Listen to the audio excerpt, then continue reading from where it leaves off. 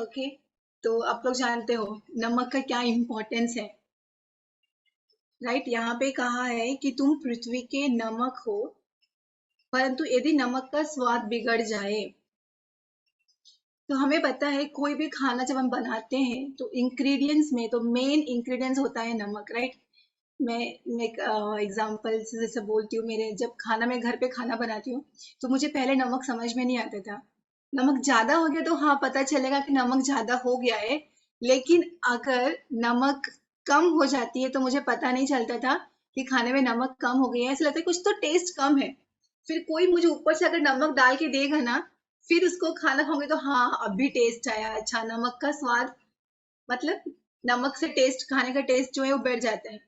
यहाँ पे मेरे हस्बैंड जो है बहुत ही एक्सपर्ट है नमक डालने में। तो मैं शुरू में जब खाना बनाती तो मैं नमक डालने के लिए मेरे हस्बैंड को बुलाती थी कि आप नमक डालो, क्योंकि कम हो गया ज्यादा हो गया तो नमक वो डालते हैं और परफेक्ट आता है, ठीक है। तो फाइनली खाना पूरा बनाती मैं हूँ, ठीक है, इतना मेहनत से बनाती तो मैं हूँ, लेकिन नमक डालने वाला काम जो है मेरे हस्बैंड करते हैं और सारा क्रेडिट वो ले लेते हैं। तो मैंने नमक डाला इसके लिए खाने में टेस्ट आया, सही है वो। अगर पूरा मैं कितना भी मेहनत करके खाना बनाऊं पूरा सुबह से लेकर शाम तक, यदि उसमें नमक नहीं है तो वो खाना में कोई टेस्ट नहीं है, टेस्टलेस है। तो जो वो क्रेडिट लेते हैं कि हाँ खाना टेस्टी आया क्योंकि मैं उसमें नमक डाला, ऐसा मेरे हस्बैंड बोलते हैं।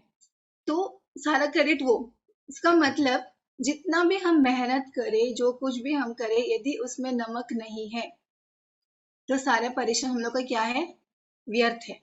और परमेश्वर यहाँ पे कह रहा है कि हम जो है वो पृथ्वी के नमक है।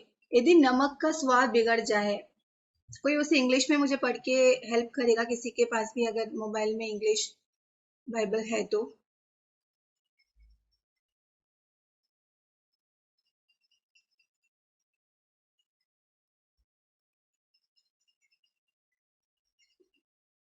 Matthew chapter 5 verse 13।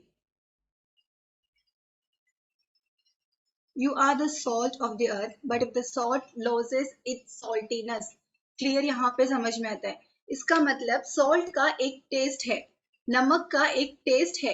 यदि वो नमक का टेस्ट बिगड़ गया, मतलब वो नमक जो है अभी नमकीन अगर नहीं रहा, तो उससे कोई यूज नहीं, ठीक है। अगर यहाँ पे जो मुझे जो टच किया वो ये है कि अगर वो, मतलब यहाँ पे चांसेस है, क्या चांसेस है, वो नमक का, ठीक है, नमक एक ऑब्जेक्ट है जो हमें टेस्ट देती है, राइट। मैं एक, मेरे अंदर एक ये है, मैं आप लोग को कन्वे करना चाहती हूँ, आप लोग ध्यान से सुनना। नमक का एक स्वाद है, नमक एक ऑब्जेक्ट है और उसका एक खासियत है कि वो क्या देता है, खाने को स्वादिष्ट करता है उसका नमकीन के द्वारा, राइट। यदि उसका नमकीन बिगड़ गया, मतलब उस नमक से उसका जो क्वालिटी है वो क्या है, नमकीन टेस्ट देना, यदि वो क्वालिटी अगर उस नमक से निकल गया, अगर वो सॉल्ट नमकीन नहीं रहा, तो उस सॉल्ट से कोई मतलब नहीं। तो इसका मतलब यहाँ पे एक चांस है कि वो सॉल्ट का जो सॉल्टीनेस है, वो नमक का जो नमकीन स्वाद है वो नष्ट होने का एक चांस है। आप लोग समझ रहे हो ना मैं क्या बोलना चाहती हूँ। ऐसा एक चांस है, ऐसा हो भी सकता है। आज नमक में स्वाद था, ठीक है, अभी आज के दिन नमक में स्वाद है, नमकीन है, वो खाने को टेस्ट दे रहा है, बट कल के दिन हो सकता है स्वाद निकल गया, तो ऐसा इसमें बोला गया स्वाद बिगड़ गया। तो इंग्लिश में बोला है सॉल्ट लूजेस इट्स सॉल्टीनेस, मतलब वो सॉल्टीनेस जो नमकीन जो उसका खासियत है वो लूज हो गया, मतलब वो नष्ट हो गया।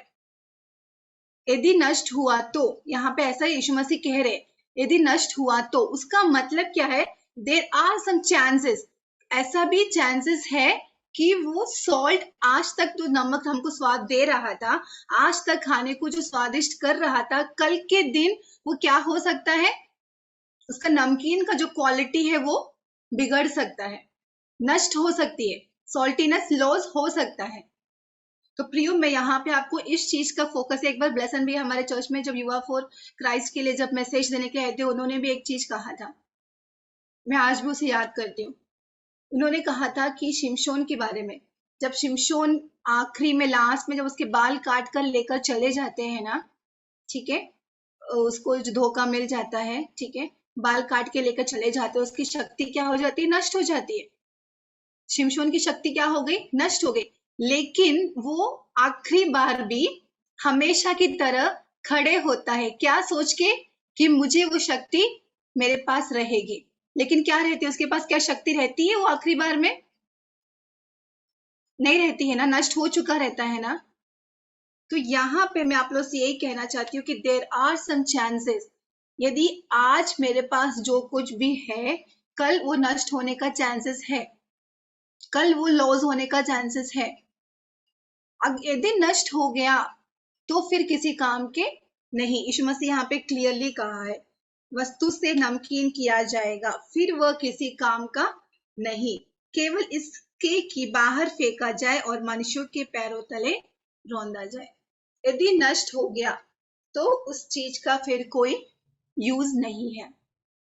तो पवित्र आत्मा यीशु मसीह यहाँ पे एक वार्निंग दे रहे, यहाँ पे एक वार्निंग दे रहे कि यदि आज हमारे पास जो क्वालिटी है, आज हमें परमेश्वर ने किस एक बुलाहट के साथ, ठीक है, आप बहुत सारी क्वालिटीज के साथ, ठीक है, एक नमकीन, एक स्वादिष्ट जैसा, एक क्या बोलते हैं, एक प्रत्येक खासियत, सबके पास अलग अलग क्वालिटी है। जैसे आज लक्ष्मी को लीड करने के लिए बोला वर्शिप, उसने बहुत अच्छे से गाया। यदि मुझे बोलने की गाना गाने में नहीं गाती हूँ गाना, तो सबके पास कुछ ना कुछ टैलेंट है, अलग अलग टैलेंट है। तो परमेश्वर ने हमें वो भरकर हमें स्वादिष्ट जैसा रखा है, ठीक है, स्वादिष्ट रूपी हमें रखा है। बट उससे हमारा रिस्पॉन्सिबिलिटी है, ठीक है, मेरा और आपका रिस्पॉन्सिबिलिटी है कि इसकी सॉल्टीनेस को लॉस होने नहीं देना है, मतलब इसकी नमकीन को बिगड़ने नहीं देना है। हमारे पास जो कुछ दिया है उसे बिगड़ने नहीं देना है। चांसेस है कि कल वो बिगड़ जाए, ये एक वार्निंग है हम लोग के साथ। तो उसे मैं शुरुआत में जो कहा, छोटे से बातों में जो सिंसियर रहता है, जो विश्वासियों की रहता है, परमेश्वर उसके हाथ में बड़े चीजों को सौंपता है। मैंने शुरुआत में भी आपसे स्टार्टिंग से यही कहा कि छोटी बात में जो सिंसियर होता है, उस जिसको एक तालंत मिला था, उन्होंने क्या किया था? मिट्टी के अंदर खोद के रख दिया था। खोद के, परमेश्वर से दुष्ट दास करके बुलाते हैं, खोद के रख दिया था, ठीक है। तो उसने क्या कर दिया? नष्ट कर दिया। एक ही मिला था उसके पास, वो एक टैलेंट को इस्तेमाल कर सकता था, वो एक टैलेंट को व्यापार कर सकता था। बट उसने क्या किया? उस एक टैलेंट को उसने क्या किया? मिट्टी के अंदर खोद के रखा कि वो, उसको लगा मैं मिट्टी के अंदर अगर रखा रहूंगा, ऐसे ही रखा रहूंगा तो वो नष्ट नहीं होगा, वो वैसे ही रहेगा। उससे वहां पे भी गलत फहमी हुई। जिस प्रकार से शिमशोन को लगा था, हमें उसमें बाइबल वर्स में ऐसा लिखा है कि उसने हमेशा की तरह, उसके अंदर आत्मा की शक्ति है यह समझ कर वो खड़ा हुआ, लेकिन उससे शक्ति उसे छोड़कर चली गई थी। जिसे एक टैलेंट मिला था, यीशु मसीह ने जिसको एक टैलेंट दिया था, उसने भी मिट्टी के अंदर इसके लिए रखा, उसको लगा कि मैं यहाँ पे रखूंगा तो मैं व्यापार नहीं करूंगा, और यहाँ पे रखा रहूंगा तो क्या रहेगा? ये सुरक्षित रहेगा। उसका वो लैक ऑफ नॉलेज था, मिसअंडरस्टैंडिंग था। क्या सुरक्षित था मिट्टी के अंदर? मिट्टी के अंदर जब उसने रखा एक तालीम को, तो क्या वो सुरक्षित था उसके अंदर? नहीं था, राइट? नहीं था। तो क्या हो गया? उसका वो एक तालीम क्या हो गया? वहां पे लॉस हो गया। तो प्रियो, मैं आज आप लोग से भी सिर्फ इतना सा ही आज कहना चाहती हूँ कि हम सब के अंदर परमेश्वर ने हमें आगे कहा गया है कि तुम जगत की ज्योति हो। जो नगर पहाड़ पर बसा हुआ है वो छुप नहीं सकता, छिप नहीं सकता। आगे कहते हैं, और लोग दिया जलाकर पैमाने के नीचे नहीं परंतु दीवट पर रखते, पर उसे घर के सब लोग में प्रकाश पहुंचता है। उसी प्रकार तुम्हारा उजाला मनुष्यों के सामने चमके, कि तुम्हारे भले कामों को देखकर तुम्हारे पिता की जो स्वर्ग में है बड़ाई करे। अभी यहाँ पे टॉपिक खत्म होती है ना, मतलब हम जो छोटी सी अगर अगरबत्ती, हम छोटी सी अगर मोमबत्ती जल रही है, ठीक है, तो हम सब क्या है? जगत की ज्योति है, राइट? ज्योति है, नमक है। अगर हम उसे, जो जलती हुई ज्योति को कटिया के नीचे रख देते हैं, जहां पे ऑक्सीजन नहीं, हवा नहीं, कुछ नहीं, एक दिन वो क्या हो जाएगा?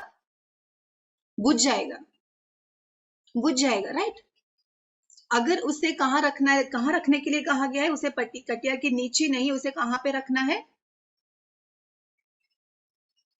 पैमाने के नीचे नहीं परंतु दीवट पर रखते ताकि सबको प्रकाश मिले।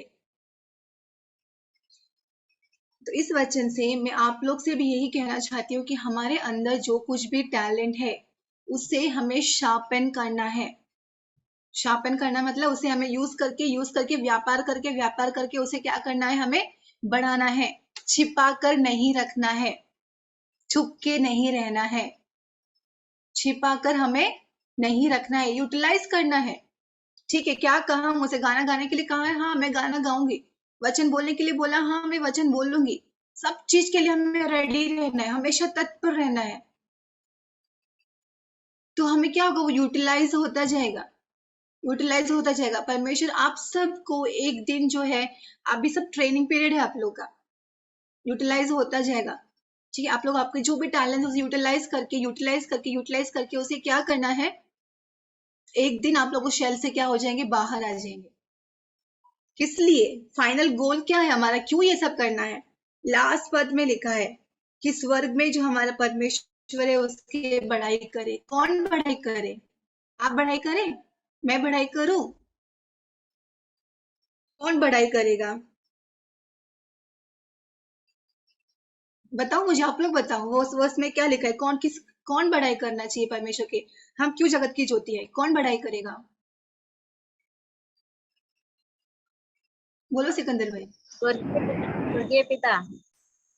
स्वर्गीय पिता तो नहीं लिखा है उसमें। पिता की बढ़ाई करना है, स्वर्गीय पिता की बढ़ाई करना है। देखो क्लियर पढ़ो वर्स को। हम हमेशा पढ़ते हैं ना, लेकिन आज तक हमने उस चीज का ध्यान नहीं दिया ना। ये वर्स हम मेरे ख्याल से बचपन से ही सुनते हैं कि तुम जगत की ज्योति हो। स्वर्गीय पिता, जिन लोगों के बीच में हम रहते हैं वो लोग नहीं आपका आवाज क्लियर सुनाई नहीं दिया। जो लोग देखेंगे हमारे कामों को वो परमेश्वर की बड़ाई करेंगे। हाँ, कौन बढ़ाई करेगा? लोग, दूसरे अन्य लोग पिता की बढ़ाई करेंगे। स्वर्ग में जो हमारा पिता है उनकी बढ़ाई करेंगे। कौन बढ़ाई करेगा? अन्य लोग जो हमें देखते हैं, जो आपको लोग देखते हैं ना, बाहर के लोग जो आपको देखते हैं, आपको देख के, आपकी ज्योति को देख के, आपके अंदर जो नमकीन को देख के, आपके अंदर की क्वालिटीज को देख के, ठीक है, आपके और मेरे अंदर जो क्वालिटीज है, हमारे जीवन की क्वालिटीज, हमारे जीवन की जो खासियत है, हमारे जीवन की ज्योति को देख के अन्य लोग, बाहर के लोग, जो लोग हमको देखते हैं, देखो क्लियरली पढ़ो उस वर्ड्स को। कौन है? सुमन है क्या? राजा, इसमें कौन है? वहां पे मिथिलेश बहन है। मिथिलेश बहन, क्या आप उस वर्ड्स को एक बार पढ़ेंगे? 16, 5 का 16।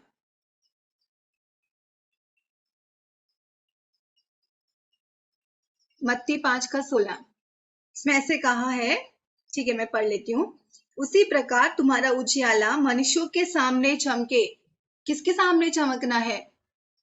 देखो यहाँ पे बहुत डिफरेंस है। यहाँ बाइबल में कहते हैं कि हमें मनुष्यों को प्रसन्न करने के लिए नहीं जीना है, लेकिन किसे प्रसन्न करना है? अपने स्वर्गीय पिता को प्रसन्न करना है। देखो यहाँ पे आपको बहुत क्लियर होना है। हम लोग को, हम लोग सोचते हैं कि हाँ मुझे परमेश्वर के सामने में मैं अच्छा हूँ तो लोगों के सामने में कैसा भी रह सकता हूँ। बिल्कुल नहीं, बिल्कुल भी ऐसा नहीं है। ठीक है, परमेश्वर के सामने, परमेश्वर को प्रसन्न करने के लिए हमें जीवन जीना है। ठीक है, इसका मतलब ये नहीं कि हम यहाँ के लोगों के सामने कैसे भी जी लेंगे।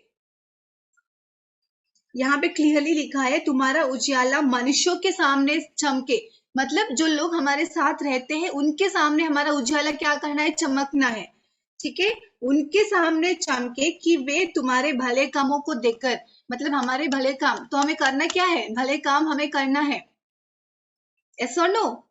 हमारे भले कामों को देखकर, हमारे भले कामों को देखकर तुम्हारे पिता की, मतलब हमारा स्वर्गीय पिता की स्वर्ग में है बड़ाई करे। कौन बड़ाई करेगा? जो लोग हमें देखते हैं। पौलुस भी कहता है कि हमें बुलाया गया है, क्यों? मलयालम में सल प्रवर्तिकल्काइटे, मतलब भले कामों के लिए, अच्छे कामों के लिए हमें बुलाया गया है। सद्गुण को प्रकट करने के लिए हमें बुलाया गया है। तो हमसे क्या रिफ्लेक्ट होना है? भले काम रिफ्लेक्ट होना है। सही बोल रही हूं ना मैं? तो हमारे जीवन से ऐसे कामों को रिफ्लेक्ट होना है कि लोगों को लगना चाहिए कि हाँ ये समथिंग डिफरेंट है। लक्ष्मी तो अलग ही है, हमारे जैसे नहीं है। उनको वो बोलने चाहिए। अगर वो कुछ काम प्लान करते हैं जो हम नहीं करते तो उनको लगना चाहिए कि हाँ इसमें लक्ष्मी नहीं आने वाली है, लक्ष्मी ये नहीं। आपको पता है एक बार कॉलेज में, हमारे नर्सिंग कॉलेज में एक बार प्रोग्राम्स होता है, ठीक है, लैम्प लाइटिंग में। तो मेरे इस कॉलेज में जुड़ के 3 साल हो गया, उसके पहले तक 15 साल से इन लोग जो भी मैडम लोग हैं, उन लोग सब टीचर्स, सारे टीचर्स मिलके एक फिल्मी सॉन्ग पे डांस करते हैं। ठीक है, एक फिल्मी सॉन्ग पे क्या करते हैं, डांस करते हैं। ये चलते आ रहे हैं यहाँ पे। तो करते हैं तो सब लोग करना है, ये जरूरी है। मुझे बुलाया, ठीक है, तो फिर मैं पहले, मुझे नहीं पता था ऐसा सबको करना जरूरी है, ऐसा मुझे पता नहीं था। तो फिर मैंने ऐसे क्लियरली बोला, मैम मैं इस गाने पे मैं डांस नहीं कर सकती,